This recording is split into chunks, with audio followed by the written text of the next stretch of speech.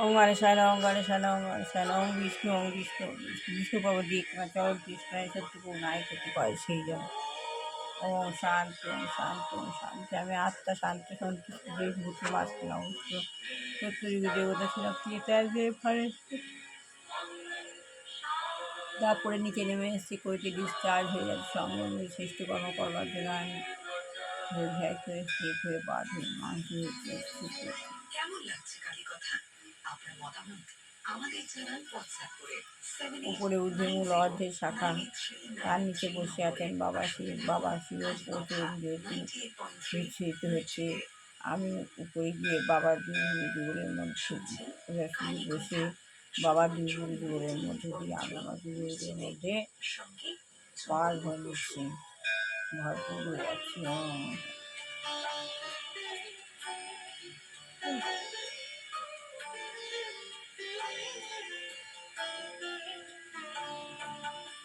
চেতনায় আলো দিয়ে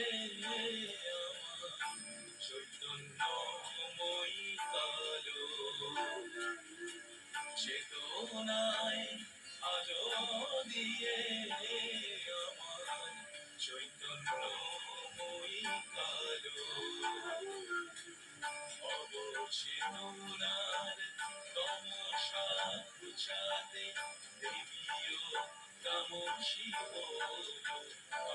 আমার চৈতন্যময়ী কালো চেতনায় আলো দিয়ে আমার চৈতন্যময়ী কালো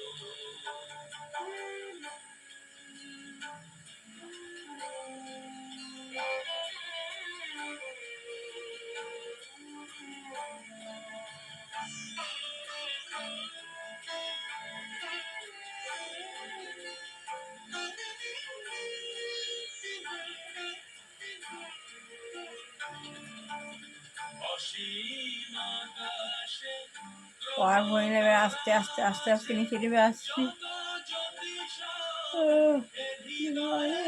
আছে নিচে নেমে আসলাম ভগবানের পাওয়ার নিয়ে।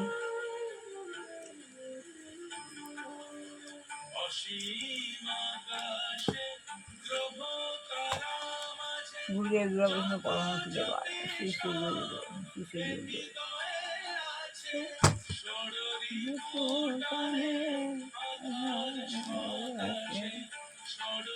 মা সরস্বতী আজ লক্ষ্মীবার শিশু লক্ষ্মীতে পায় না। ওম নারায়ণ গীতা গীতা গীতা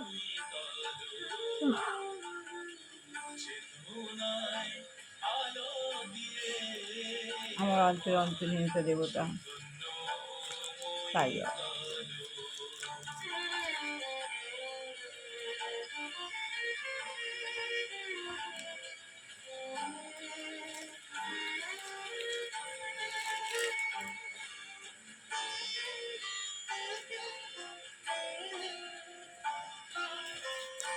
อัดตุลันไลปอนทะสีโปบัด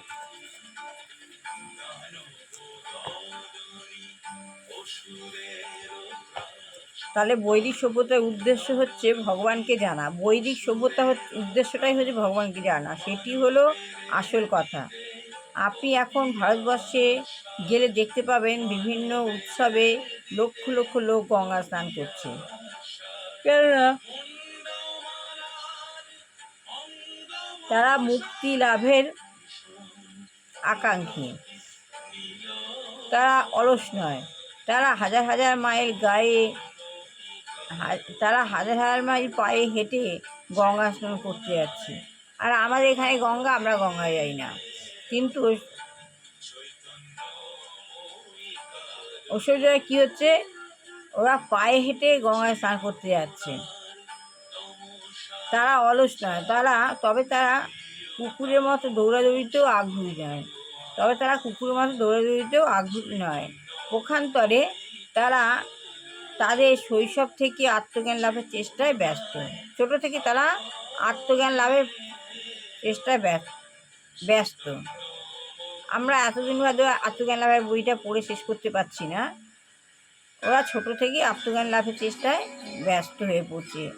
কৌমার আচরেত প্রজ্ঞ ধর্মান ভগবতবান ইহ সংস্কৃত শ্লোক। এর অর্থ হচ্ছে তারা এত ব্যস্ত যে তারা শৈশব থেকেই তা শুরু করতে চায়। তারা এতই ব্যস্ত যে তারা ছোটোবেলা থেকেই শুরু করতে চায়, তাই তাদের অলস বলে মনে করাটা ভুল। তাহলে প্রশ্ন উঠতে পারে যে অদৃষ্টে পরিবর্তন যদি না করা যায় তাহলে প্রতিটি সদ্যজাত শিশুকে পশুর মতো ঘুরে বেড়াতে দিলেই হয় এবং তাদের ভাগ্যে যা আছে তাই হবে। তাই বলছি অদৃষ্টে পরিবর্তন যদি না করা যায় তাহলে কি করতে হবে? প্রতিটি সদ্যজাত শিশুকেই পশুর মতো ঘুরে বেড়াতে দিলেই হয়। তাহলে যেই সদ্যজাত শিশুটা জন্ম নিচ্ছে ছোট থেকেই, আমাদের মানুষের কথা বলা হচ্ছে, পশুর বাচ্চারা তো ছোটো থেকেই ঘুরে বেড়ায়, তাহলে কি সদ্যজাত শিশুকে পশুর মতো ঘুরে বেড়াতে দিলেই হয় এবং তাদের ভাগ্যে যা আছে তাই হবে। তাদের ভাগ্যে যা আছে তাই হবে। আজ এটুকুনি বললাম। ভালো লাগে লাইক শেয়ার কমেন্ট অবশ্যই করবেন। সবাই ভালো হোক, কল্যাণ হোক, মঙ্গল হোক। দুষ্টু বাচ্চা মানুষের মতো মানুষ হোক, বিবাহ যে ছেলেমেয়ে বিবাহ হোক, চাকরি হচ্ছে চাকরি হোক, যে দূরাচারী গৃহিণী রয়েছেন আমাদের পরিবেশকে খারাপ করছে, ভগবান যেন তাকে চেতনা দেয় না আয় শরীর নিক। এছাড়া যার ঘরে রোগগ্রস্ত পিতা মাতা, কোনো যুবক যুবতী বা বাচ্চা রয়েছে, ভগবান যেন তাকে মুক্তি দেয়।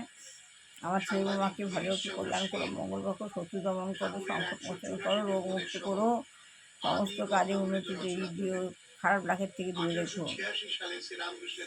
আপনারাও ভালো থাকেন, প্রতিদিন গুরুসঙ্গ করুন, ভগবানের নাম গান শুরু দিয়ে জীবন শুরু করুন। আবার নাম গান রাত্রেবেলা শোবার সময় ভগবানের আসন পেতে ভগবানকে জানিয়ে শুনুন, দেখবেন আপনার সাপোষণে কষ্ট হবে না, শ্বাসকষ্ট হবে না, যে সমস্ত কাজে আপনি সাহায্য পাবেন ভগবানের কাছ থেকে। এই বলে আর শেষ করলাম।